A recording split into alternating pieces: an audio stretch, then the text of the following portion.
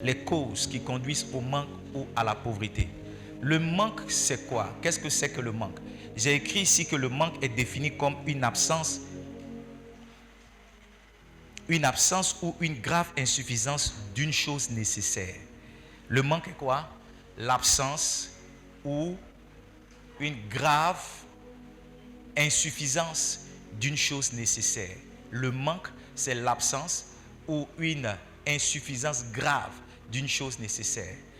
Redonne-moi Esther chapitre 2, verset 15. La Bible dit qu'il lui donna ce qui était nécessaire, c'est pas ça, pour ses toilettes. Il lui donna sa subsistance. Yes. Esther chapitre 2. Esther chapitre 2, verset 15. Comment le verset 17? C'était plutôt le verset 17. Le roi aima Esther. Reviens au verset 9 plutôt. Excuse-moi, c'est le verset 9. Je suis désolé. Verset 9, pardon la com. La jeune fille lui plut et trouva grâce à ses yeux. Il s'empressa de lui fournir les choses nécessaires. Les choses nécessaires. Quand vous êtes dans le manque, vous n'avez pas les choses qui sont nécessaires. Yes. Quand vous êtes dans le manque, vous n'avez pas les choses pour votre subsistance. Ça veut dire les choses même pour vivre là, ça n'existe pas. Hein? Les choses nécessaires. Donc le manque est défini comme une absence ou une grave insuffisance d'une chose nécessaire. Voilà. Donc par exemple, quelqu'un qui manque d'argent, il manque de quelque chose de nécessaire. Quelqu'un qui manque de santé, il manque de quelque chose de nécessaire. En Jean le chapitre 2, le verset 3, la Bible dit que Jésus-Christ s'est rendu à des noces. Vous connaissez les noces de Cana. Et pendant qu'ils étaient dans les noces, le vin a manqué. Le vin a manqué.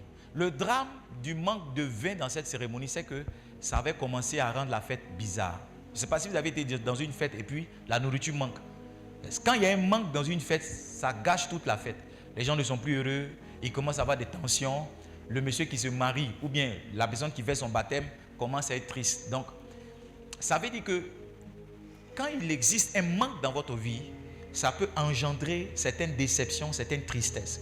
Ça peut engendrer certaines émotions bizarres dans chacune de vos vies. Mais ce matin, je déclare que toute forme de manque s'arrête au nom puissant de Jésus.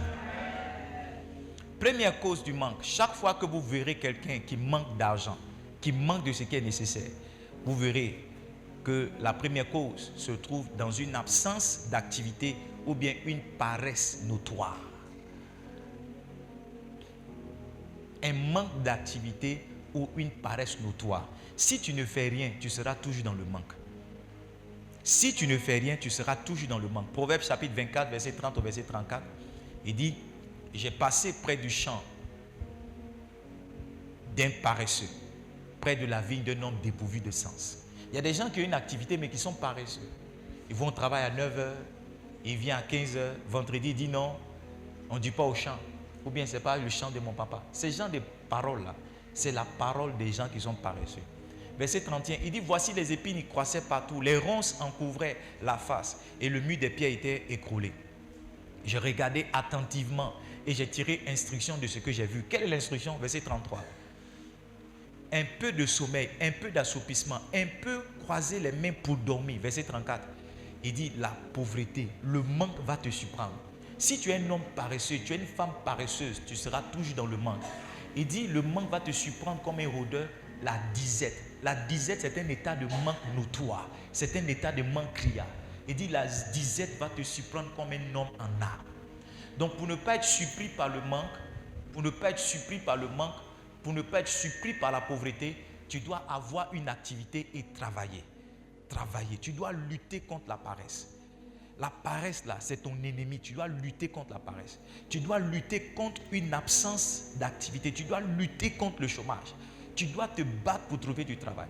Laissez-moi vous choquer avec cette pensée que j'ai toujours eue depuis que j'étais un jeune garçon. Depuis que je suis jeune, je me suis toujours dit qu'il y a du travail pour ceux qui en cherchent.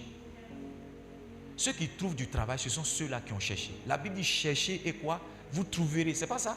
Demandez et l'on vous donnera.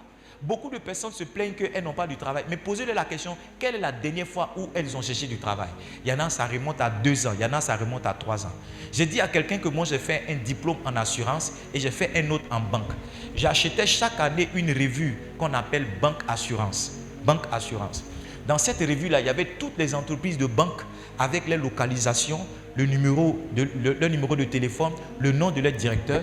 Dans une autre partie de cette revue-là, il y avait toutes les compagnies d'assurance, leur localisation, le nom de leur directeur, le numéro de téléphone.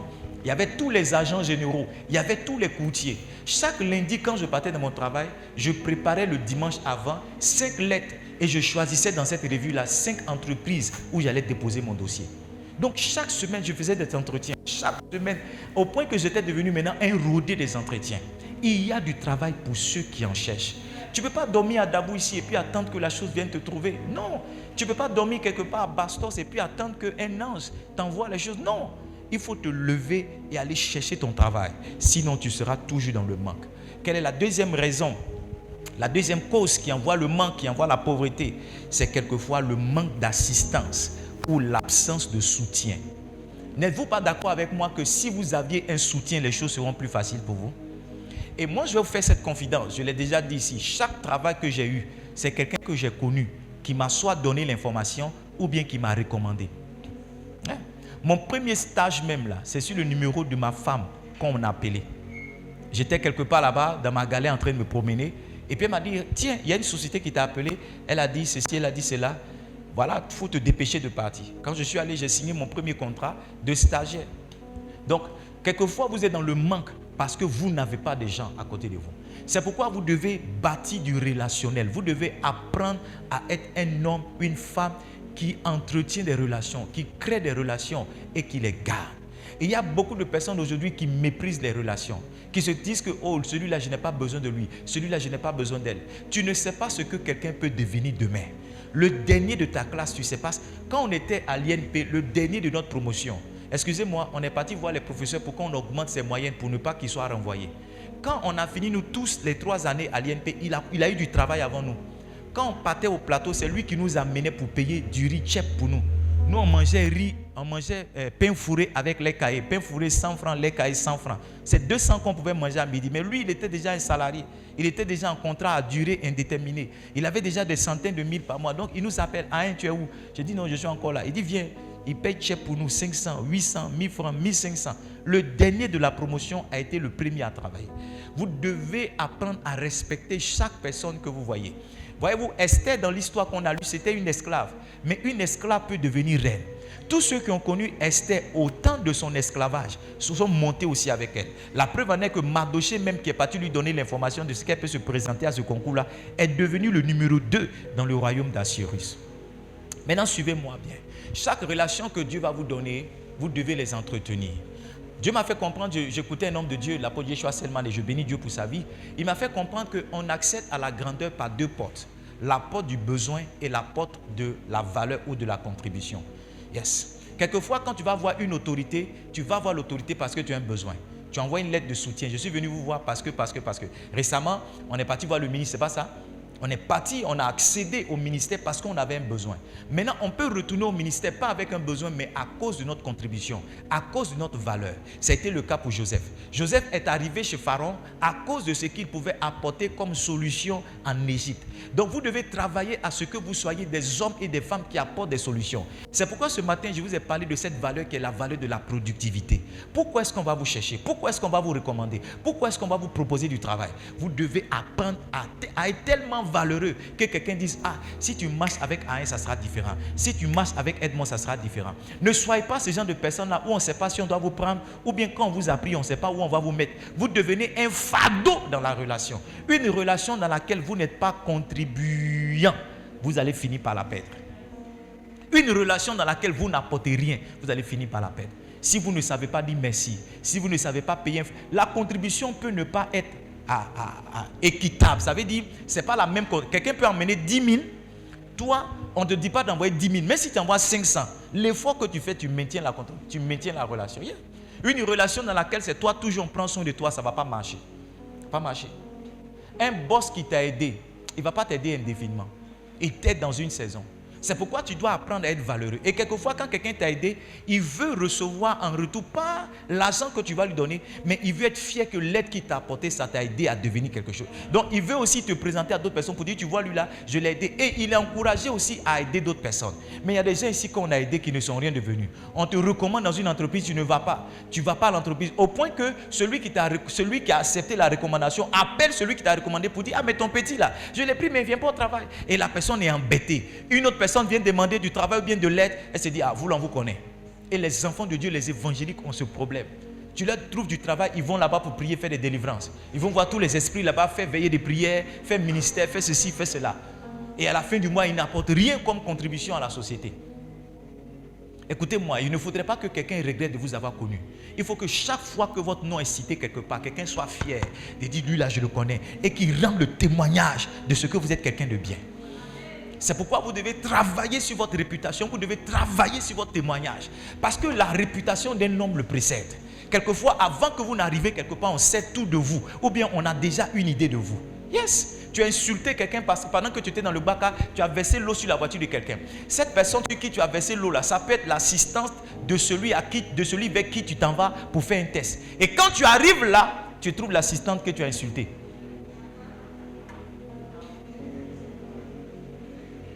L'assistante que tu as insultée. Yeah. Quand j'étais à l'INP, par la grâce de Dieu, on avait nos aînés qui étaient en deuxième année. Vous savez, là-bas, il y a un peu d'orgueil. Non, il faut respecter les petits, les grands frères, beaucoup de choses comme ça. Et moi, ça me fatiguait. Le point est le suivant. C'est qu'il y a un de mes aînés qui est revenu être stagiaire dans l'entreprise où moi je travaillais. C'est-à-dire qu'on a fini, moi j'ai eu du travail avant lui. Et lui, il est venu un matin dans l'entreprise. Il est venu être stagiaire. Moi, j'étais là en costume sur un bureau. Il m'a appelé monsieur. Tu ne sais pas qui peut devenir quoi demain. Tu ne sais pas. You don't know at all. Tu ne sais pas. Donc, quand tu commences à marcher à quelqu'un, respecte-le. Contribue à sa vie. Apporte un plus à la vie de quelqu'un pour que le jour devienne quelqu'un, lui aussi se souvienne de toi. Se souvienne de toi. Troisième raison qui crée le manque.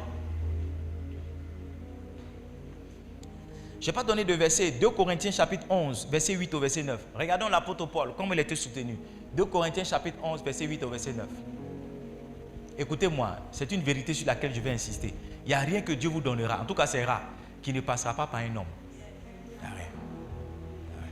Tout ce que Dieu vous donnera, en général, passera toujours par un homme. Si vous n'êtes pas relationnel, vous allez vous-même vous fermer les portes. J'ai dépouillé d'autres églises en recevant d'elle un salaire pour vous servir. L'apôtre Paul a dit aux Corinthiens, quand j'étais avec vous, j'étais votre pasteur là, vous ne me donnez rien. C'est parce qu'il y a d'autres églises qui me donnaient un salaire. Il dit, lorsque j'étais chez vous et que je me trouvais dans le besoin, je n'ai été à charge de personne. Il va expliquer pourquoi. Car les frères venus de la Macédoine ont pourvu en ce qui me manquait. Et toute chose que je me suis gardé de vous, en toute chose je me suis gardé de vous être à charge et je m'en garderai. L'apôtre Paul dit, si je peux faire le ministère chez vous les Corinthiens, c'est parce qu'il y a des gens qui m'assistent. Yes. J'ai parlé de l'assistance, c'est pas ça? L'assistance divine, l'assistance humaine, la provision. Il y a beaucoup de provisions que Dieu donne à un homme. Ça passe toujours par les mains de quelqu'un. Je prie que Dieu vous donne certaines personnes qui vont vous assister. Yes. Troisième cause qui crée le manque, quelquefois c'est ce que j'appelais les catastrophes naturelles ou bien les conditions difficiles de la vie.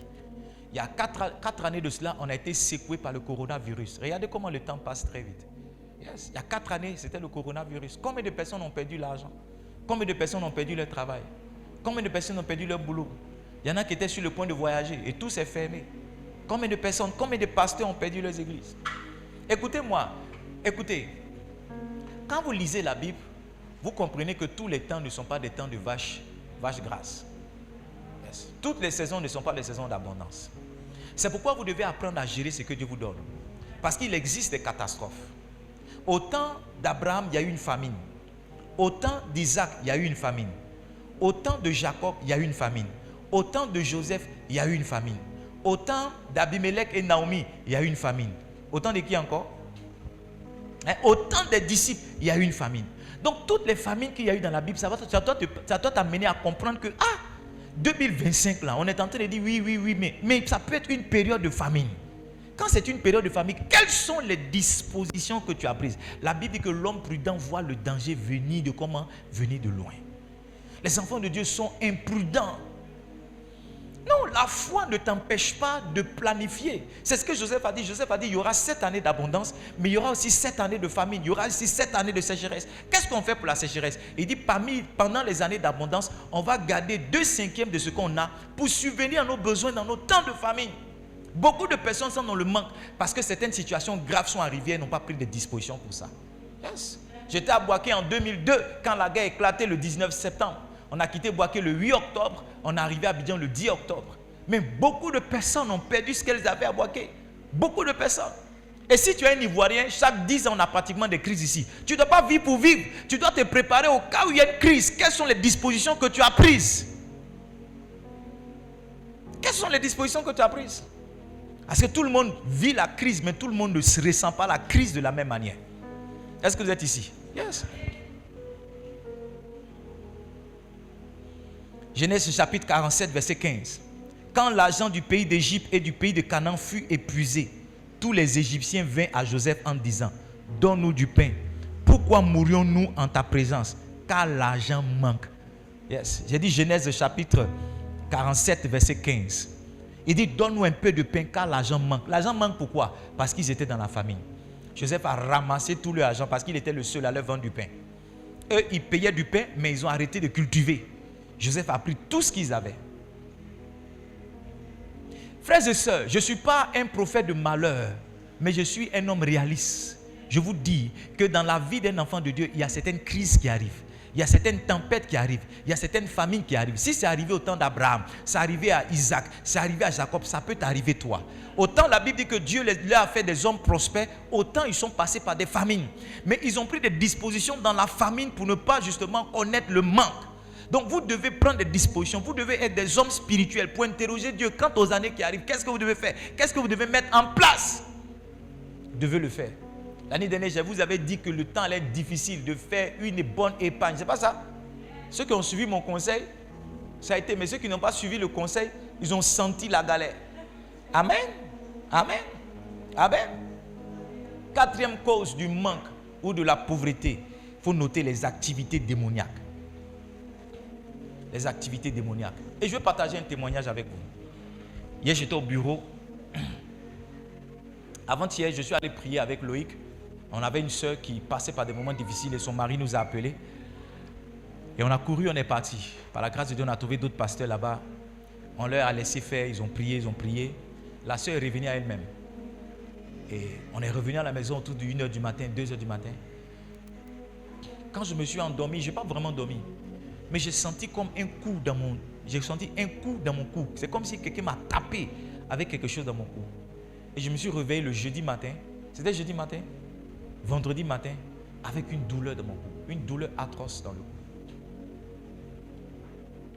Et je priais. Maintenant, hier, dans l'après-midi, j'ai commencé à sentir un froid. Quand je suis arrivé à la maison, j'ai pris froid. Si vous m'avez vu hier, vous allez vous demander si je pouvais prêcher ce matin. Si vous m'aviez vu hier, vous allez vous demander si vous pouvez. Même le jeudi, là, quand j'ai tenté de faire tous les mouvements, car elle me demande, quand je suis arrivé au bureau, elle dit, mais papa, et ton cou? J'ai dit que je suis lâché, je ne ressens rien. Donc c'est une fois arrivé au bureau que j'ai porté ma minerve. Mais étrangement, je ne ressens rien vraiment sur la chair. Mais qu'est-ce que j'essaie de vous dire? Le Saint-Esprit a commencé à ouvrir mon esprit. Il m'a dit, regarde, ce qui s'est passé, c'est quoi? C'est que cette dame-là était en train de partir. Et le fait que tu sois établi sur sa vie comme une couverture spirituelle, ça l'a empêché de partir. Et c'est comme s'il y a eu un retour. C'est comme si les gens ont décidé de s'apprendre à toi. J'ai dit, ah, il dit oui. J'ai dit, moi, un petit pasteur comme ça, qu'est-ce que je leur ai fait? Il dit non. Ils ont décidé de s'en prendre à toi. Et Dieu m'a ouvert les yeux maintenant. Il m'a dit, regarde, rappelle-toi en 2011, tu étais parti aux 2 plateaux, vous deviez acheter un bien immobilier, ta femme et toi. J'ai dit oui. Il dit, ce jour-là, tu étais très malade. Souviens-toi. J'ai dit, oui, j'étais malade. Il dit, c'est justement l'ennemi ne voulant pas que tu passes un stade. Parce que c'est comme si chez toi à la maison, personne n'avait déjà acheté une maison. Et il voulait forcément te maintenir sur place. Mais tu as voulu partir dans ta maladie. Écoutez-moi, quand on a fini de signer les documents de l'achat du bien avec le notaire. Quand on retournait à la maison, c'était aux 2 plateaux. Quand on retournait à la maison, on n'est pas venu à la maison, on allait directement dans une clinique. Je me rappelle bien la clinique des 2 plateaux. Quand on est parti dans cette clinique-là, on dit il n'y a plus de place pour me garder. Que la seule place qui existe, André, mon assurance ne va pas passer là, que je dois payer 70 000 francs par jour. J'ai dit à mon épouse, même si c'est 100 000 francs, pardon, laisse-moi rentrer. Je me rappelle que pour un palu, j'avais payé une facture de près de 296 000. Maintenant, suivez-moi. Quand j'étais couché à l'hôpital, à la clinique, et qu'on prenait soin de moi, un moment, ma femme a reçu un appel. Quand ma femme a reçu cet appel, est-ce que vous suivez mon histoire? Quand ma femme a reçu cet appel, elle m'a regardé. Quand elle m'a regardé, je lui ai dit, il y a quoi? Il a fait un accident. Parce que ma voiture était restée à mon chauffeur. Et mon chauffeur a fait un accident. Et j'ai rien compris. Bon, à l'époque, je n'étais pas pasteur, rien. C'est hier que le Saint-Esprit m'a dit, si tu étais dans cette voiture-là que tu revenais, tu allais mourir. Parce que tu étais en train de passer quelque chose que jamais personne n'a passé. C'est comme si j'ai fixé, c'est comme si l'ennemi a fixé une limite que personne ne doit dépasser. Et c'est sur ça que le Saint-Esprit m'a dit de prophétiser. Je ne savais pas ces choses-là jusqu'à hier nuit. Il dit, regarde dans ta famille, qui a déjà acheté une maison? Qui a déjà construit une maison? Toi, tu t'es levé comme ça, tu penses que c'est juste, il faut avoir de l'argent. Tu ne sais pas qu'il y a des entités avec lesquelles il faut traiter. Tu ne sais pas qu'il y a des oppositions avec lesquelles il faut traiter. Il dit, c'est parce que ma main était sur toi, mon serviteur, que je t'ai gardé dans cette clinique. Sinon, si tu étais dans cette voiture-là, tu allais mourir. Il m'a dit, si tu étais dans cette voiture-là, tu allais mourir. Malachie chapitre 3, le verset 11, nous parle de ce qu'on appelle le dévoreur. Le dévoreur existe. Tu gagnes l'argent, mais tu ne fais rien avec. Tu gagnes l'argent, mais tu ne fais rien. Parce qu'il y a quelqu'un qui met sa main dans ton argent. Il y a quelqu'un qui met sa main dans ton argent. Il y a quelqu'un qui ajoute aussi son odeur dans sa maison. Et tu ne sais pas. Le mois est fini. Tu as eu beaucoup d'argent, mais tu t'assois, tu fais les points. Tu dis, l'argent est rentré où? Frères et sœurs, il y a celui qu'on appelle le dévoreur. Il dit, je menacerai celui qui dévore. Ça existe. Le dévoreur, ça existe. Le dévoreur, ça existe. Ce matin, le Seigneur m'a oint pour parler sur les dévoreurs de vos vies. Tous ceux qui prennent votre argent, tous ceux qui prennent vos opportunités. Celui qui a déclaré que tu ne vas pas dépasser une certaine limite, il va tomber. Je dis, celui qui a dit aussi longtemps qu'il vit, tu ne vas pas être propriétaire de maison, tu ne vas pas voyager en avion, tu ne vas pas habiter de belles maisons. Celui qui a déclaré ça, je dis, il va tomber. Je dis, il va tomber. Dans le livre de Deutéronome au chapitre 8, il dit, lorsque tu bâtiras et que tu habiteras de belles maisons. Ça fait partie de ton héritage, ça fait partie de ce que Dieu veut. C'est pourquoi ce matin, je me lève contre toute entité, que ce soit dans ton village, que ce soit dans ta ville, que ce soit dans ta région, que ce soit dans ta nation, qui a dit que toi, tu ne seras pas propriétaire de maison, qui a dit que toi, tu ne vas pas avoir des millions comme salaire, qui a dit que toi, tu ne vas pas prospérer. Je me lève contre toute cette entité-là et je la renverse au nom de Jésus. À partir de ce matin, tu prospères. À partir de ce matin, tu vas de l'avant. Tout dévoreur te lâche. Je dis, tout dévoreur te lâche. Tout dévoreur te lâche. Tout dévoreur te lâche. Le Seigneur m'a dit, c'est ce qui fait que certaines personnes atteignent certains niveaux financiers. Et puis du jour au lendemain, tu les vois. Il m'a dit, c'est ce qui fait que certaines personnes sont toujours en train de recommencer. Aujourd'hui, tu travailles, tu as 500 000. Demain, tu te retrouves là. Tu cherches du travail encore. Tu travailles ici. Tu gagnes 2 ans. Après, tu reviens ici. Le Seigneur m'a dit, c'est ça. Peuple de Dieu, il faut qu'on soit prophétique. Il y a certaines choses qui nous arrivent, on ne comprend pas. On s'interroge, on ne comprend pas. Alors qu'il y a des entités dans l'esprit qui sont en train de lutter contre nous. Il y a des entités spirituelles. Si je devrais ajouter une raison qui suit le manque, je parlerai de malédiction. Regardez, certains de nos parents ont dit, toi tu ne deviendras rien. Ta maman est fâchée contre toi, tu n'as que 6 ans, tu n'as que 7 ans. Et ta maman dit, toi tu ne deviendras rien. Et Dieu te fait grâce, tu évolues, tu as tous les diplômes. Mais sauf qu'avec tes diplômes, tu ne deviens rien. Il y a une parole qui a été fixée par une autorité, qui te limite quand tu dois aller quelque part. On interroge les paroles qui sont sur ta vie. Et on sort le dossier. On dit, ta maman a dit dans telle période, ton papa a dit dans telle période. Et il y a des malédictions qui sont sur nous. Il y a certaines personnes qui ont libéré des paroles pour nous limiter. C'est ça qui nous limite dans la vie. C'est ça qui nous rend pauvres. C'est ça qui nous limite. Nos parents ne savaient pas. Pour eux, c'était la manière de manifester leur colère. Pour eux, c'était la manière de nous dire qu'ils n'étaient pas contents. C'est ce qu'eux-mêmes, ils ont appris. Ils ont entendu leurs parents maudits, mais ils ne savaient pas que ça peut limiter la vie de quelqu'un. La Bible dit que celui qui aime la langue mangera ses fruits. Donc, il arrive à un homme les paroles qui sont sur sa vie.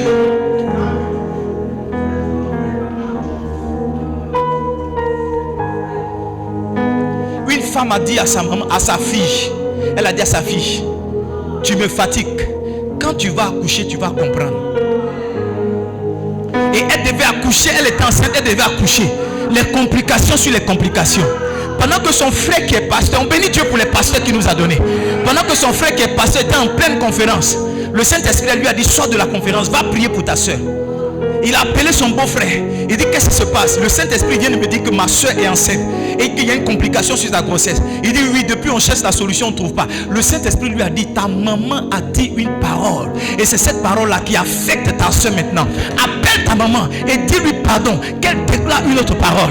Le pasteur a pris son téléphone, il a dit, maman, je ne sais pas où tu es, mais s'il y a une église pas loin de toi, rentre là-bas et dis quelque chose sur la vie de ta fille. Sa maman lui a dit, mais qu'est-ce que j'ai fait? Qu'est-ce que j'ai fait? Tu vois, nos parents n'ont pas conscience que les paroles qui libèrent, toi, je ne vais pas bouffer ton argent, toi, tu ne deviendras rien, toi, tu vas accompagner tes amis. Ils ne savent pas que ça, là, on est en train de vivre les répercussions aujourd'hui.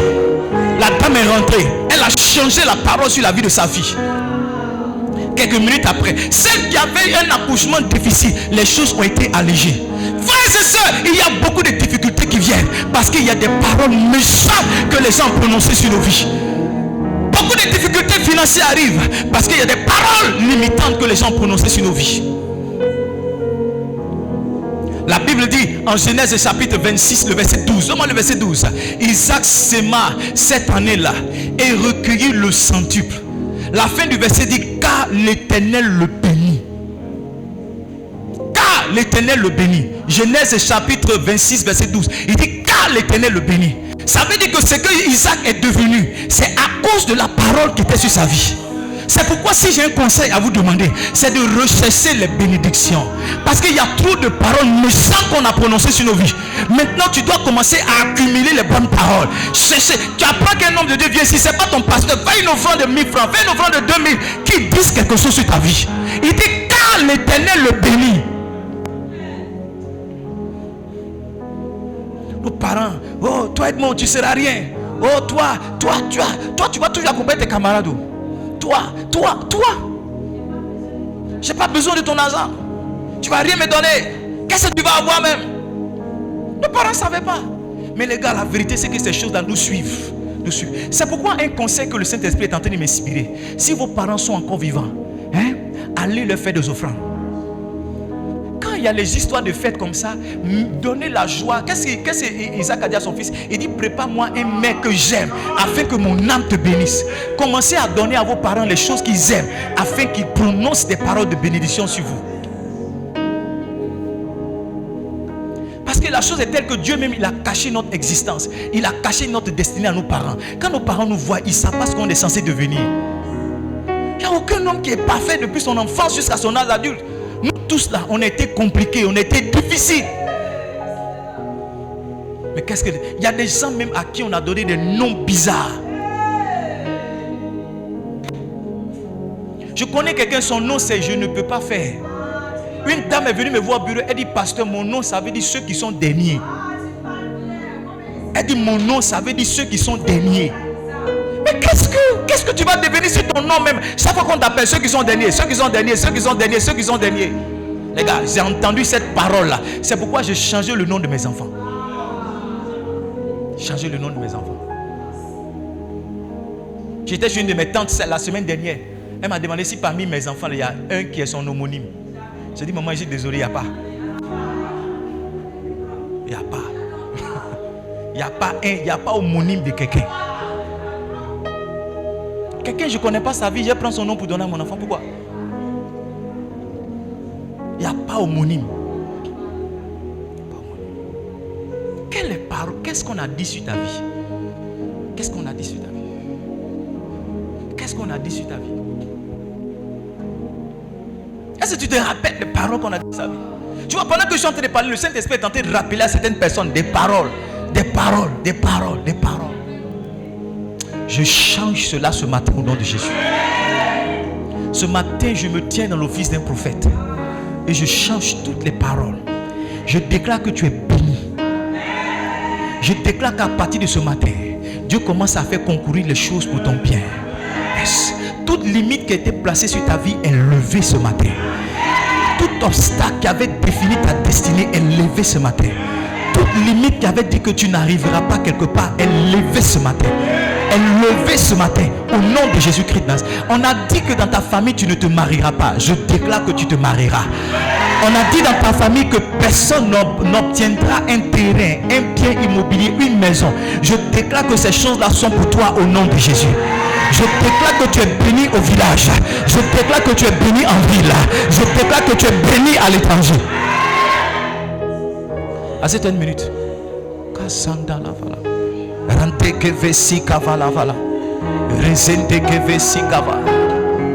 Regardez, dans l'histoire de 2 Samuel chapitre 3, le verset 29. Donc, 5e cause de pauvreté, la malédiction. 2 Samuel chapitre 3, verset 29.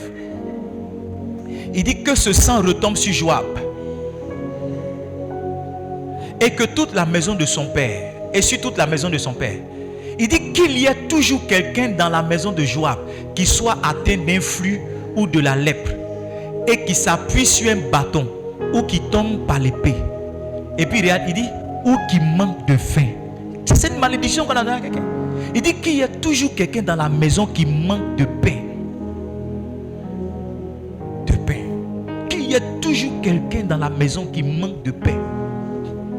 Les gars, il y a certaines choses là, observez dans la vie de vos parents, observez dans la vie de vos grands-parents. Quand vous voyez que certaines choses se sont répétées sur 2 ou 3 générations, vous devez prendre la décision de changer cela. Il y a des familles, quel que soit ce qu'on devient en ville, on finit au village. Il y a des familles, quel que soit ce qu'on obtient dans la vie, on finit dans la dette. Quand tu as regardé ces choses-là se répéter, ton papa, le papa de ton papa, tu dis non, il y a quelque chose avec lequel je dois traiter. Il y a quelque chose avec lequel je dois traiter. Il y a quelque chose avec lequel je dois traiter. Comment on peut maudire quelqu'un que tu manques de pain? Et c'est arrivé. C'est arrivé. Dans la Bible, dans 1 Samuel chapitre 2, dans les malédictions qu'ils ont prononcées sur la maison d'Élie, on a dit que parmi vous, un de tes descendants sera toujours à côté du sacerdoce et il va mendier pour manger. Et la Bible dit parmi les descendants d'Élie, il y avait un qui mendiait. Il mendiait. Il était à côté du sacerdoce, il était à côté du... Mais il demandait pour manger.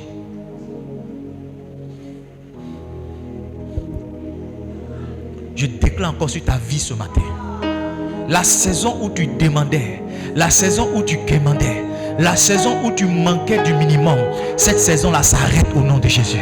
Cette saison-là s'arrête au nom de Jésus. Maintenant, tu rentres dans une saison d'abondance. Tu rentres dans une saison de prospérité. Yes! Tu vas compter tes possessions en biens, en activité. Yes! Tu vas compter tes revenus. Ça ne sera pas un seul salaire. Dieu va multiplier tes revenus. Parce que ce matin, je t'introduis dans cette grâce. Je t'introduis dans cette faveur. Si je parle de toi, donne-moi un meilleur amen. Est-ce que quelqu'un est béni ce matin? À cette minute. 6e cause de pauvreté et de manque, la mauvaise gestion. On en a parlé. Réécoutez tous les messages. Tout ce que Dieu vous donne aujourd'hui, gardez une partie pour demain. C'est ça qu'on appelle l'épargne. Tout ce que Dieu vous donne, prenez une partie pour l'investir. C'est ce qu'on appelle l'investissement. Il faut que dans ce que Dieu vous donne, gardez une partie pour retourner à Dieu, pour préserver la bénédiction sur votre vie, mais gardez une autre partie pour faire face au challenge de demain, et puis investissez une autre partie pour multiplier ce que vous avez. Dieu a créé les manguiers une seule fois. C'est parce qu'on a réussi à multiplier les manguiers qu'on a des manguiers aujourd'hui. Ce sont des colons qui nous ont ramené les plantes du cacao et du café. C'est ce qui fait qu'on a des cacaoyers ici et puis on a des cafés. C'est ça non? Caféiers ici. Ne dépensez pas l'argent, ne prenez pas tout l'argent et vous vivez en ne pensant pas à demain. Dans tout ce que Dieu vous donne, gardez toujours un peu. On n'arrive pas à épargner parce qu'on a pourvu à tous ses besoins. On arrive à épargner parce qu'on fait des sacrifices. Il y a certaines chaussures que tu ne dois pas payer maintenant. Il y a certains costumes que tu ne dois pas payer maintenant. Il y a certaines chemises que tu ne dois pas payer maintenant. La vie là, c'est en niveau. C'est par phase. C'est par niveau. Si aujourd'hui ton niveau c'est de porter une même chemise tous les dimanches, viens avec ta même chemise sans honte. Tu ne vas pas passer toute ta vie dedans. Dieu va te bénir. Un moment tu pourras avoir 5 chemises, 10 chemises, 30 chemises. Si aujourd'hui ton niveau c'est de porter une même chaussure, porte la même chaussure. N'aie pas honte.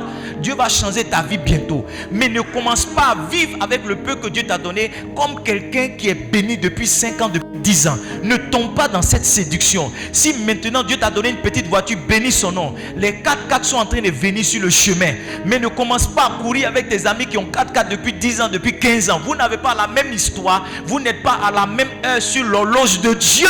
Chacun a son temps sur l'horloge de Dieu. Chacun a son heure fixée par la montre du Seigneur. À quel temps est-ce que je suis? À quel niveau est-ce que je suis? Mon ami fait des croisades, il met des podiums, c'est vrai. Mais moi, mes croisades, il n'y a pas podium. C'est à ce niveau-là que je suis. Le temps viendra où Dieu me bénira financièrement suffisamment pour que j'ai aussi des podiums. Mais je ne me lève pas avec mes petites ressources pour dire non, comme lui l'a fait, moi aussi je vais faire. Voici là où beaucoup de personnes et de pasteurs tombent dans les dettes et tombent dans l'endettement. Si ton niveau c'est entrée couchée, dors dans ton entrée couchée avec fierté. Si ton niveau c'est un studio, dors dans ton studio avec fierté. Si ton niveau c'est une chambre salon, sois dans ta chambre salon, même si vous êtes 15, soyez dedans avec fierté. Vous n'allez pas passer toute votre vie là. Dieu viendra vous visiter un jour. Il vous donnera une villa. Après, il vous donnera un duplex. Après, il vous donnera un triplex. Après, il vous donnera un immeuble. Mais pour l'instant, si vous êtes à ce niveau-là, soyez dedans et soyez fiers. Soyez fiers. Je n'ai jamais eu honte de chaque état de cette église. On n'a pas commencé à mettre les photos quand on a commencé à être climatisé. On a mis les photos depuis au début. Dieu m'a donné une réflexion cette semaine. Beaucoup de pasteurs, par exemple, commencent l'église. Un pasteur qui veut commencer une église, tu les vois, il va prendre une salle climatisée dans un hôtel là, et puis commence à faire les cultes. Tout ce qui est grand avec Dieu commence petit. Un gars m'a dit, un homme de Dieu m'a dit, j'ai dit, tu as commencé ton ministère, tu vas prendre des bâches. Il dit, Dieu est trop grand pour qu'il mette Dieu sous des bâches. Même dans la Bible, le tabernacle, là, c'était une bâche. Moïse, là, je ne sais pas si toi tu es plus grand que Moïse. Moïse, là, où il priait, là, c'était une bâche. Vous savez quoi? Jusqu'aujourd'hui, le monsieur n'a pas encore commencé l'église. Parce qu'il veut commencer l'église avec une salle climatisée. Il y a quelqu'un qui va rentrer, il va dire, le pasteur, il est béni, leur salle est climatisée. Tu sais comment on a souffert ici? Nous, on faisait les cultes quand il pleut, là. On lutte avec l'eau. Pendant que je prêche, il y a des soeurs qui sont en train de lutter avec l'eau, qui balaient l'eau pour sortir. Et tu vas venir là, dans notre 7e année. Toi, tu vas penser, tu vas prendre notre 7e année comme étant ton premier mois. C'est une séduction. C'est une séduction. Et tu vois ces pasteurs-là, ils commencent dans une grande salle climatisée dans un hôtel. Après, tu les vois, ils vont dans une autre salle encore de niveau plus bas. Après, tu les vois, ils reviennent au salon. Si tu n'as pas bien commencé avec Dieu, tu vas recommencer. Si tu n'as pas commencé où il faut là, Dieu va te ramener au niveau du point de départ normal pour que tu commences. C'est-à-dire, si tu n'as pas bien commencé avec Dieu, il va te faire recommencer. Il va te faire recommencer. Tu allais, oh, notre salle climatisée. Après là, vous allez vous endetter. Un matin, vous allez fuir là-bas de l'hôtel. Vous allez vous retrouver jusqu'à ce qu'un jour vous soyez dans une maison inachevée. Il y a un modèle dans la Bible avec lequel on fait une église. J'ai écouté l'histoire du père Mamadou Karambiri. J'ai écouté l'histoire du papa Yaye Dion. J'ai écouté l'histoire du pasteur Mohamed. Et tous ces gars-là, ils ont commencé l'église dans un petit coin. Pasteur Mamadou Karambiri, il a commencé son église dans la cour. Il mettait des baffes et puis il prêchait. Le vieux Yaye Dion aussi, il a commencé l'église dans son propre salon. Cette église que vous voyez, ça a commencé dans le salon avec ma femme et mes enfants. Du salon, on est passé à la terrasse. De la terrasse, maintenant, on est passé dans le jardin. C'est le jardin là maintenant qui est devenu un temple. Ne soyez pas pressés tout de suite de montrer que ça va chez vous. Ne soyez pas pressés tout de suite de montrer que oh, vous montez en première classe. Il y a beaucoup de gens qui font ça, qui ont faim. La Bible dit vaut mieux être d'une condition humble et avoir un serviteur que de se jouer les glorieux et manquer de pain.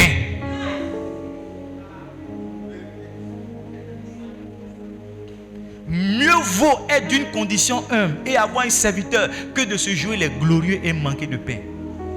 Actuellement, il y a certains parfums que tu mets là, tu n'es pas à ce niveau là. Il y a certaines pommades que tu mets, tu n'es pas à ce niveau-là. C'est pourquoi tu payes la pommade une fois chaque 4 mois. Parce que la pommade coûte tellement cher que quand tu as payé là, tu n'as pas l'argent. Quand c'est fini là, tu es là, tu noircis encore, tu noircis. Quand tu te fais grâce, tu payes la pommade, tu claircis. Tu es là, tu changes de teint comme un caméléon. Tu changes de teint, tu changes de teint, tu changes de teint. Parce que la pommade là, tu n'as pas son argent. Tu n'as pas son argent. Ce que je dis, ça peut faire rire, mais soyez sérieux. Je suis en train de vous dire la vérité. La pommade là, tu n'as pas son argent. Tu mets climatiseur dans ta maison, tu n'as pas l'argent pour payer la facture. C'est quel climatiseur tu mets et puis tu te rationnes comme ça. Tu as mis climatiseur, tu mets un peu, oui, coupé, qui a mis ça? Mais tu ne peux pas mettre climatiseur et puis on ne peut pas allumer. Pourquoi tu as mis alors? Pourquoi tu as mis? Si tu n'as pas l'argent pour payer la facture, laisse le climatiseur dos sous ventilateur. Mais tu mets un climatiseur, tu te rationnes. Hé, ça trop. Éteignez. Si chacun de nous peut accrocher son habit là où sa mère arrive, vous allez voir, on aura moins de problèmes. Est-ce que je presse ici ce matin? Beaucoup d'entre nous, on s'est mis nous-mêmes dans des problèmes financiers. Ton enfant a fait baptême ou bien anniversaire de son enfant. Il a fait ceci, il a fait cela. Toi aussi, tu te lèves. Tu te lèves. L'anniversaire de mes enfants, avant, on coupe un gâteau. Quand c'est ton anniversaire, on dit joyeux, on paye un gâteau 5 000. C'est tout ton anniversaire qui est là. Ça, c'était un niveau avant. Après, Dieu nous a bénis. Maintenant, quand c'est ton anniversaire, ce que tu veux manger, là, on fait manger. Puis on payait toujours 2 sucreries, un coca, un Fanta. Ça aussi, c'était son niveau. Après, Dieu nous a bénis. Maintenant, quand c'est ton anniversaire, là, on fait tout ça. On te donne l'argent pour aller payer à Bis. Ça aussi, c'était un niveau. Aujourd'hui, on fait tout ça. Et puis, on ajoute un cadeau dessus. Ça, c'était un niveau. Mais tu ne te lèves pas pour dire non, lui il a fait ça, lui. Non, c'est pas comme ça. Si tu peux vivre dans la dimension que Dieu t'a donnée, tu ne vas pas connaître de manque. Est-ce que je parle ici ce matin? Est-ce que je peux parler sur la vie de quelqu'un? Le dernier point qui nous envoie quelquefois dans la pauvreté, laisse-moi vous le dire. Et ça c'est triste mais c'est la vérité. Quelquefois c'est Dieu lui-même qui nous châtie. Il y a certaines personnes qui sont dans des difficultés financières parce que Dieu est en train de les châtier. Et moi j'ai connu ça en début d'année. En début d'année, mes finances étaient telles, je ne comprenais pas. Je ne comprenais pas ce qui m'arrivait. Je devais déménager, je devais aller en France, je devais faire beaucoup de choses, mon argent n'arrivait pas, je ne comprenais pas. J'avais 1000 euros quelque part, j'étais obligé d'aller changer mon argent, je ne comprenais pas. Quand j'ai posé la question au Saint-Esprit, le Saint-Esprit m'a dit, regarde, l'engagement financier que tu avais dans l'église, cette année, tu as changé. De toute façon, tu mettais l'argent dans l'église là, tu as changé. Tu penses que non, tu as trop fait, maintenant c'est les gens de l'église qui doivent faire. Il m'a dit, c'est parce que tu fais comme ça que je te bénis. Si tu changes, ton niveau aussi va changer. Donc ce qui t'arrive là, ce n'est pas parce que tu ne gères pas bien, c'est moi-même qui suis à la base de ça. Quand j'ai entendu ça, je suis venu ici, j'ai dit, on dit non, telle ampoule ne marche pas. J'ai dit, prenez l'argent. On dit non, il n'y a pas ça là. J'ai dit, allez, j'ai tout réparé. J'ai tout réparé. Quand j'ai fini maintenant, j'ai senti que j'ai commencé à respirer un peu financièrement. Il y a des gens là, c'est Dieu lui-même qui a assis sur ton argent. Dieu lui-même, c'est... Je ne sais pas, moi je ne peux pas commander Dieu. Ça là, je ne peux pas prophétiser dessus. Il faut te repentir. Dieu va changer ta situation. Sinon, ce côté-là, je ne peux pas prophétiser. Je ne peux pas parler à Dieu. Tu as pris engagement. Oh Seigneur, tu fais collection d'enveloppes de l'église chez toi.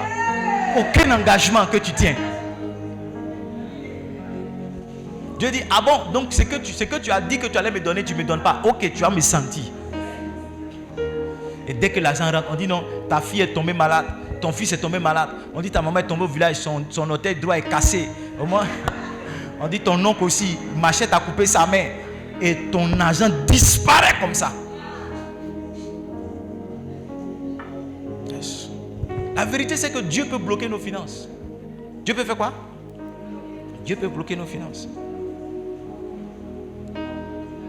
Comment est-ce que la prophétie peut vous aider? Est-ce que je vous ennuie? Est-ce que vous ennuie? Vous êtes bénis? Allons-y ensemble très rapidement dans le livre de 2 Rois chapitre 4. On va rester dans 2 Rois. 2 Rois chapitre 4. Lisons à partir du verset 1. 2 Rois chapitre 4. Tu peux tout, Jéhovah, Une femme d'entre les femmes des fils des prophètes cria à Élisée en disant, ton serviteur, mon mari, est mort. Tu sais que ton serviteur craignait Dieu. Or, le créancier est venu pour prendre mes 2 enfants et en faire des esclaves. Tu peux craindre Dieu et puis te retrouver dans des dettes. Tu peux venir à l'église et te retrouver dans des problèmes d'argent. Verset 2. Élisée lui dit, que puis-je faire pour toi? Dis-moi, qu'as-tu à la maison? Elle répondit, ta servante n'a rien du tout qu'un vase d'huile. Maintenant, regardez ce que le prophète va dire, qui va faire sortir cette femme-là de la pauvreté. Verset 3.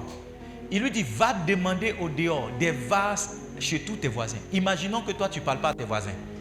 Tu fais partie des gens que eux ils disent pas bonjour à leurs voisins. Et puis tu vas voir le prophète. Le prophète dit non, il faut aller demander vase à tes voisins. Tu vois pourquoi il est important que tu aies des relations avec tout le monde? Voilà. Va demander des vases vides et n'en demande pas un petit nombre. Verset 4. Quand tu seras rentré, tu fermeras la porte sur toi et sur tes enfants. Tu verseras dans tous ces vases-là et tu mettras de côté ceux qui seront pleins. Verset 5. Alors elle le quitta, elle ferma la porte sur elle et sur ses enfants. Il lui présentait des vases et elle versait. Lorsque les vases furent pleins, elle dit à son fils, présente-moi encore un vase. Mais il lui répondit, il n'y a plus de vase, et l'huile s'arrêta. Ce qui est arrivé à cette femme, Dieu peut vous donner plus. Et tout ce que l'ennemi va vous donner, il va vous prendre quelque chose en retour. Verset 7. Elle alla voir le prophète. Elle alla le rapporter à l'homme de Dieu. Il dit, va vendre l'huile et paye ta dette. Tu vivras toi et tes... Voici comment une femme va sortir de la pauvreté. Parce qu'elle a reçu l'instruction d'un homme de Dieu. Ne sous-estimez pas l'instruction d'un homme de Dieu. Ne sous-estimez pas l'instruction d'un prophète. Ah, ma fille, fais ceci. Ma fille, je sens que tu dois faire ça. Cette instruction-là, ça l'aide de rien. Mais tu ne peux pas savoir combien de fois ça peut changer ta vie. Je vous ai dit que le prophète crée par l'instruction. Il crée par quoi? Par la prière. Il crée par quoi encore? Par les actions prophétiques. Il crée aussi par des déclarations. Quand un prophète veut créer quelque chose, fais attention à ses déclarations. Fais attention à ses instructions. Fais attention à ses paroles. Fais attention à ses prières. Fais attention à ses messages.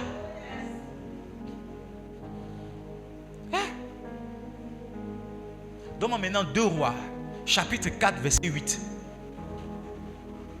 2 Rois, chapitre 4, verset 8.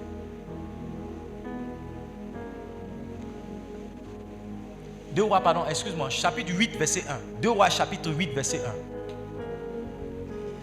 1. Élisée dit à la femme dont il avait fait revivre le fils, lève-toi, va-t'en, toi et ta maison, et séjourne où tu pourras, car l'Éternel appelle la famine, et même elle vient sur le pays pour 7 ans.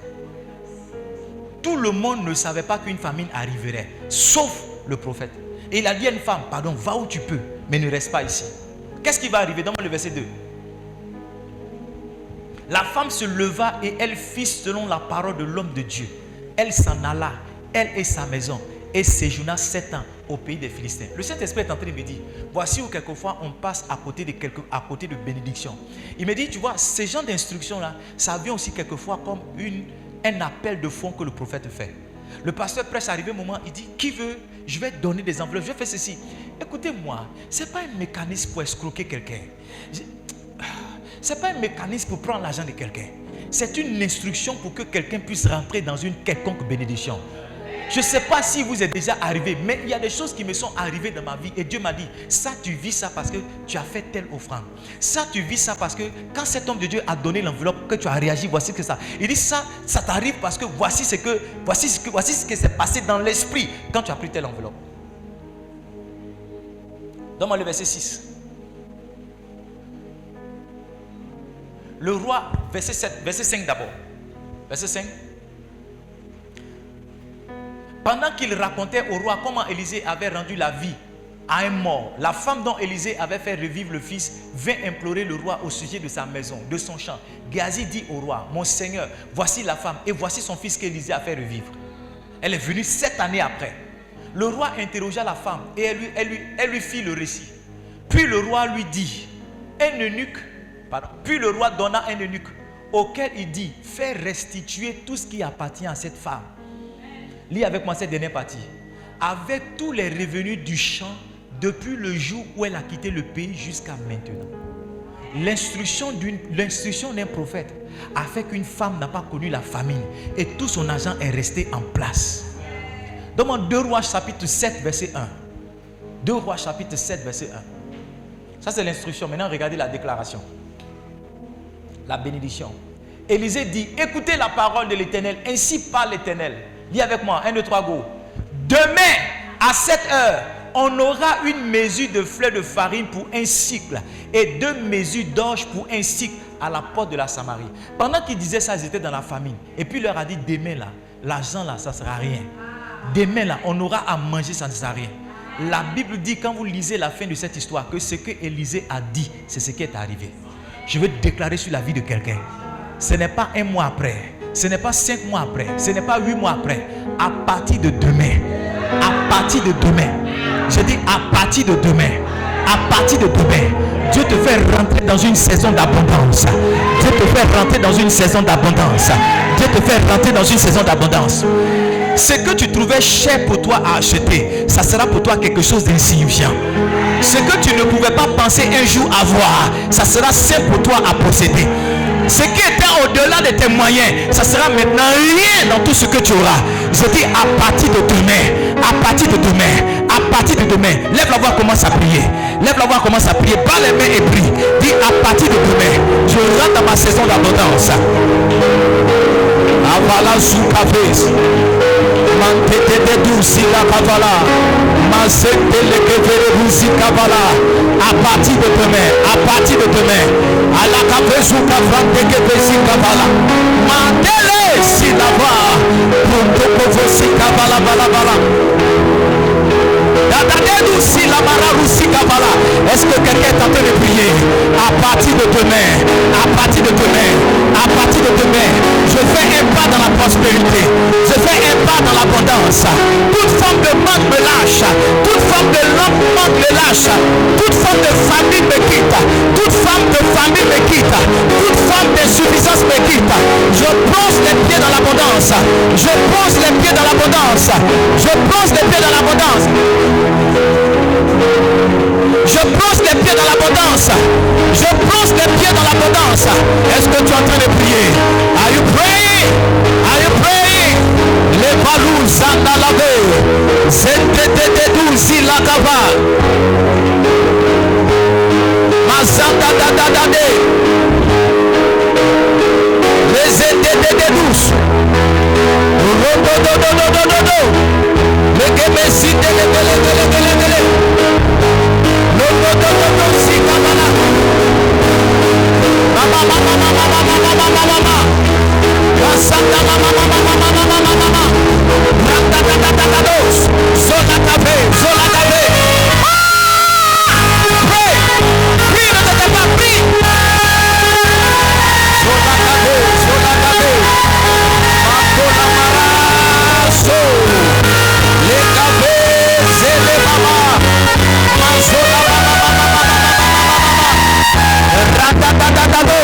Québécois au nom de Jésus. Donne-moi Genèse chapitre 33 verset 9. Genèse 33 verset 9. Ésaü dit, je suis dans l'abondance mon frère. Désormais ça sera ta parole. Tu pourras dire sans honte, sans peur, sans craindre un quelconque sorcier que je suis dans l'abondance. Être dans l'abondance, ça veut dire que je suis riche. Donne-moi le verset 11. Le verset 11. Il dit, accepte donc mon présent qui t'a été offert. Lis avec moi 1, 2, 3, go. Puisque Dieu m'a comblé de grâce et que je ne manque de rien. Dieu te comble de grâce ce matin.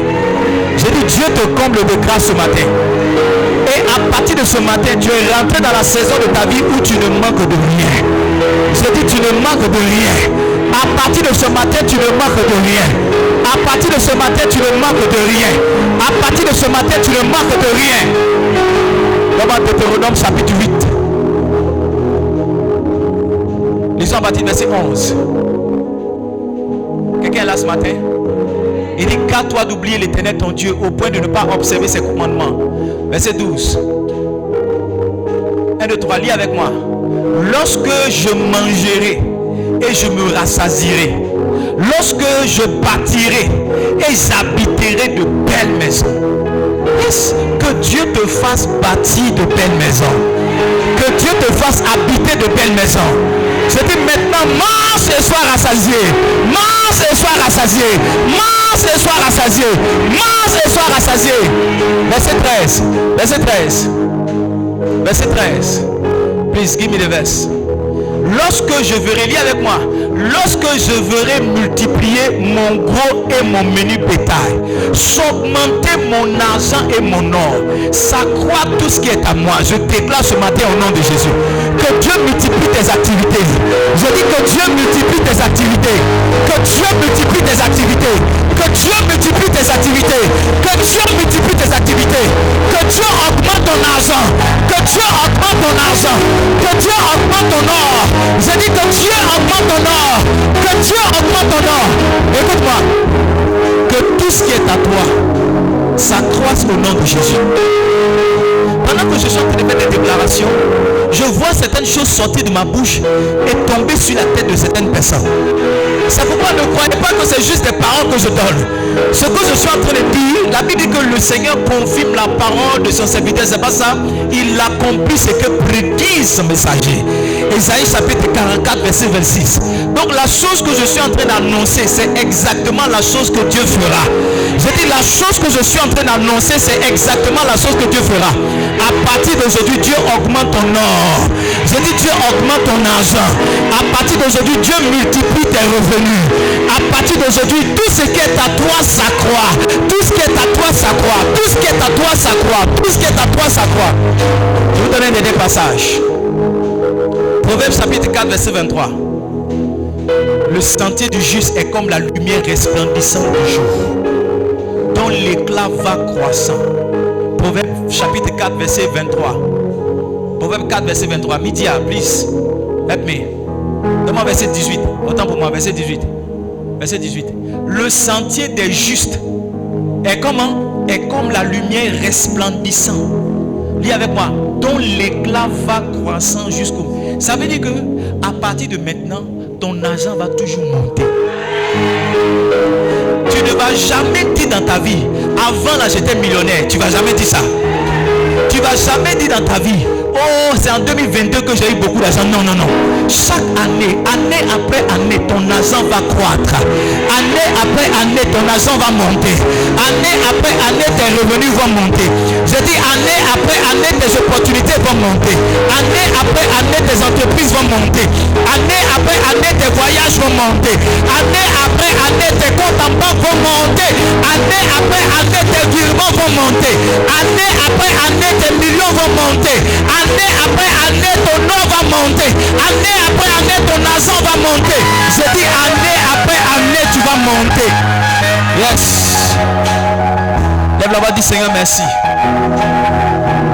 Dis Seigneur merci. Avalouche qui va là. Frate Gébes qui va là. Malte de nous si la bala. Lante Gébes si la kabala bala bala. Frate Gébes qui mama mala. Masé de nous si bala.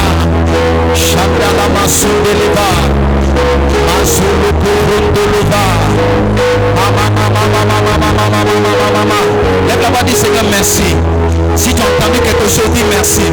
Si tu as reçu quelque chose, dis-lui merci. Ne te tais pas, dis merci à Dieu. Dis merci à Dieu. Dis merci à Jésus. Dis merci à Jésus. Dis-lui merci. Dis-lui merci. Dis-lui merci. Le Saint-Esprit me dit de déclarer une parole.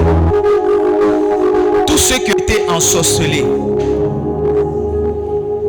tous ceux qui ont un certain pouvoir maléfique qui agit sur vos finances, je déclare que vous êtes libres maintenant au nom de Jésus. Je vois comme un canari dans lequel il y a des branches, des racines. Et c'est comme si parmi ces branches-là se trouve une feuille. Et sur cette feuille-là, il y a le nom de certaines personnes. Et dans ce canari-là, on a dit aussi longtemps que vous serez présent là, il y a un certain niveau d'éclat que vous n'aurez pas. vous serez limité. Mais pendant que je suis en train de prier, pendant que je suis en train de vous parler, je casse ce canari au nom de Jésus. Je casse ce canari au nom de Jésus. Le Saint-Esprit m'a dit, quand on pulvérise un parfum, il sent. C'est pas ça? Mais quand on casse la bouteille, l'éclat que le parfum a est plus puissant. Et il m'a dit, il y a certaines personnes qui sont, tant qu'on n'a pas cassé les bouteilles, ces personnes ne peuvent pas connaître leur pleine expression à tous les niveaux. C'est pourquoi tout ce qui t'a enfermé, tout ce qui t'a emprisonné, ce matin je le casse au nom de Jésus. À partir de ce matin, tu auras ton odeur. Tu auras ton odeur et tu auras ton odeur agréable. Je dis à partir de ce matin, on va percevoir ton odeur. On va percevoir ton odeur et on l'apercevra de loin. Je dis on l'apercevra de loin. On l'apercevra de loin. Écoute-moi, à partir de ce matin, tu ne seras plus jamais indifférent. Non, non, non, non. Tu ne seras plus indifférent. Vous savez, j'ai fait cette alliance avec le Seigneur. Je ne sais pas si c'est une alliance. Mais Dieu m'a fait comprendre que si j'ai prêché dans un endroit, on ne m'a pas dit de venir encore, c'est que ça n'a pas été bien. Si j'ai prêché dans un endroit, qu'on ne m'a pas trouvé une invitation pour quelque part d'autre, c'est que ça n'a pas été bien. Et j'ai toujours observé que lorsque je parle quelque part, on me dit de revenir. Ou bien un pasteur qui était là me dit, pasteur, je veux que toi aussi, je veux que tu viennes aussi parler dans mon église. Yes. Pourquoi? Parce qu'il y a un parfum qui fait que plus jamais personne n'est indifférent à ce que je dis. Plus jamais personne. Tu peux t'asseoir ici, puis mon accoutrement va être bizarre. Mais d'ici la fin du culte, tu vas changer parce que tu vas dire mais le gars là comment il parle, le gars là comment il parle. Tu peux rentrer ici et puis les choses vont te rendre, ça sera un peu bizarre. Mais quand tu vas t'asseoir, commencer à entendre la parole, quelque chose va arriver. C'est une grâce. Ça t'arrive aussi au nom de Jésus. C'est dit ça t'arrive aussi au nom de Jésus. Ça t'arrive aussi au nom de Jésus. Yes. On va prendre la Sainte Seine. La Sainte Seine de ce matin, c'est pour chasser la pauvreté. Quand tu reçois le corps du Seigneur, Jésus n'était pas pauvre. Quelqu'un sur qui on a pu casser un parfum de nard, c'est pas ça? Il y a une force que Dieu donne pour acquérir des richesses. Et cette force-là est tombée ici ce matin. Il y a une force que Dieu donne pour acquérir des richesses. Il y a une onction que Dieu donne pour acquérir des richesses. Il y a une puissance que Dieu donne pour qu'un homme ait des possessions. Il dit c'est l'Éternel qui te donnera la force. C'est vrai tu es intelligent, c'est vrai tu es sage, c'est vrai tu sais gérer, c'est vrai tu es allé à l'école, c'est vrai tu es travail. Mais si la force pour acquérir des richesses te manque, si la force pour acquérir des richesses te manque, tu auras des millions, tu ne construiras pas une maison. Tu auras des millions, tu ne bâtiras pas un immeuble. Ce matin je me déplace sur ta vie. Reçois la force pour acquérir des richesses. Reçois la force pour acquérir des richesses. Reçois la force pour acquérir des richesses. Reçois la force pour acquérir des richesses. Reçois la force pour acquérir des richesses. Reçois la force pour acquérir des richesses. À partir de maintenant, tu acquiers des richesses. À partir de maintenant, tu acquiers des richesses. Le même verset qui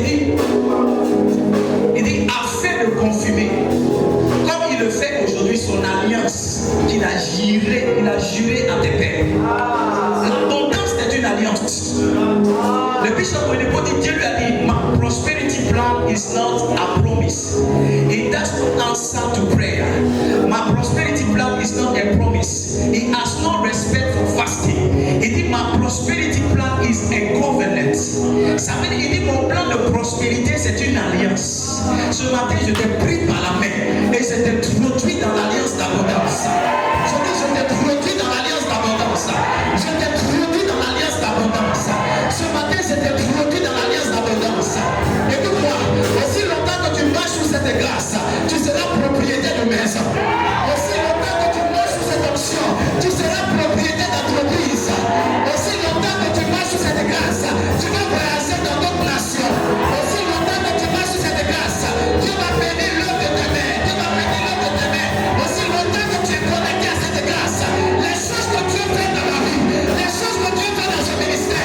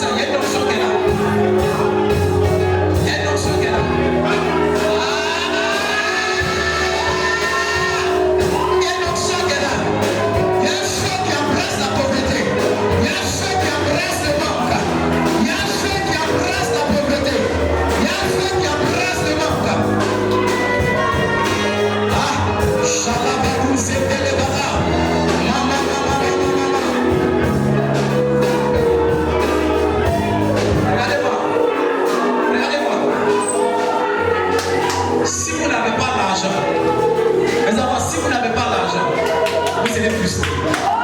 Vous serez frustré. Si vous n'avez pas l'argent, vous serez frustré. J'ai encore vu l'importance de l'argent dans cette saison. Aller assister à une seule conférence, une seule conférence. Si je n'ai pas 3 millions, je ne peux pas partir. Une seule conférence. Fais une semaine, 3 millions. Si tu n'as pas l'argent, tu seras frustré. Tu vas voir certaines personnes évoluer, certaines personnes aller de l'avant. Et tu vas dire ça va pas. Donc la question de l'argent, c'est une question qu'on doit traiter avec beaucoup de sérieux. C'est une question qu'on doit traiter avec beaucoup d'engagement. Tu ne dois pas juste accepter le fait que tu n'as rien, tu es là. Non, ce n'est pas dans la Bible, non. Tu ne dois pas juste accepter, oh je n'ai rien, c'est pas grave. Non, tu dois traiter cette question-là. Je parle encore sur ta vie. Pendant que je tends ma main, je te sors de la pauvreté à jamais. Pendant que je tends la main, je te sors du manque à jamais. Je dis pendant que je tends la main, je te sors du manque à jamais. Je te sors du manque à jamais. Je te sors du manque à jamais. Garde simplement les deux mains fermées comme ça. Mets les deux mains fermées. Le Saint-Esprit dit, il y a un feu qui veut communiquer à certaines personnes. Il y a un feu qui veut communiquer à certaines personnes. Maintenant même. Pendant que tu as les deux mains fermées comme ça, il y a un feu qui vient dans ta main. Aidez-les, il y a un feu qui vient dans ta main. Garde les deux mains fermées comme ça. Il y a un feu qui vient dans ta main. Il y a un feu qui vient maintenant. La puissance pour acquérir des richesses. La force pour acquérir des richesses. Il y a un feu qui vient maintenant. Saint-Esprit, merci pour ta présence. Allez, joue la cabesse. Il y a certaines personnes, l'argent ne reste pas dans ta main. L'argent ne reste pas dans ta main. À partir de ce matin, ça s'arrête. À partir de ce matin, ça s'arrête. Le feu qui vient là, le feu vient embrasser toutes les malédictions qui ont dit que tu ne pourras pas obtenir. Le feu vient embrasser chaque fois que ta main a été percée que tu n'as pas gardé. Le feu vient te donner la capacité de recevoir, la capacité d'acquérir, la capacité de recevoir, la capacité d'acquérir. Je ne sais pas qui entend ma voix, mais la puissance de Dieu vient sur toi. Comme nous si avec jamais nous si la cabrane de voilà.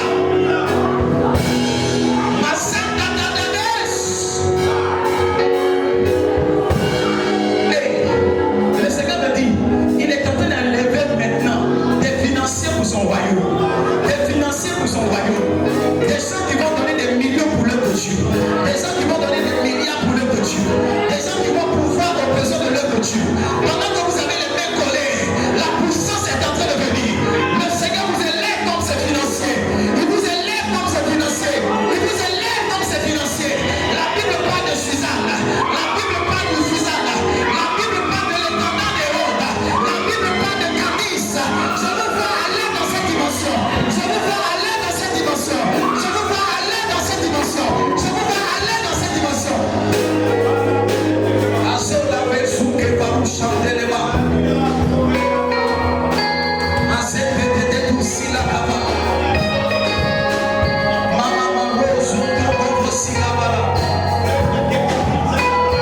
La Bible dit que l'eunuque éthiopien, il était l'intendant de Candice. Ça veut dire que mon père est chrétien et puis je n'ai beaucoup de bien. La Bible parle de Jeanne, la femme de Suzanne. La Bible dit qu'elle assistait Jésus de leur bien. La Bible parle de la Sunamite. La Bible dit que la Sunamite était une femme de distinction. Elle avait beaucoup de bien. Je prie pour des Sunamites qui sont ici. Des Sunamites qui sont ici. Des femmes qui pourront bâtir des bâtiments. Des femmes qui pourront élever des bâtiments. Des femmes qui pourront construire des églises. Des femmes qui pourront construire des maisons pour des hommes de Dieu. Des femmes qui pourront avoir des champs. Qui pourront avoir des entreprises. Où est-ce que vous êtes? Pendant que je suis en train de prier, l'onction, la force pour accueillir les richesses, elle vient sur vous maintenant. Elle vient sur vous maintenant. Elle vient sur vous maintenant. Vous êtes où les Sunamites? Vous êtes où les Sunamites?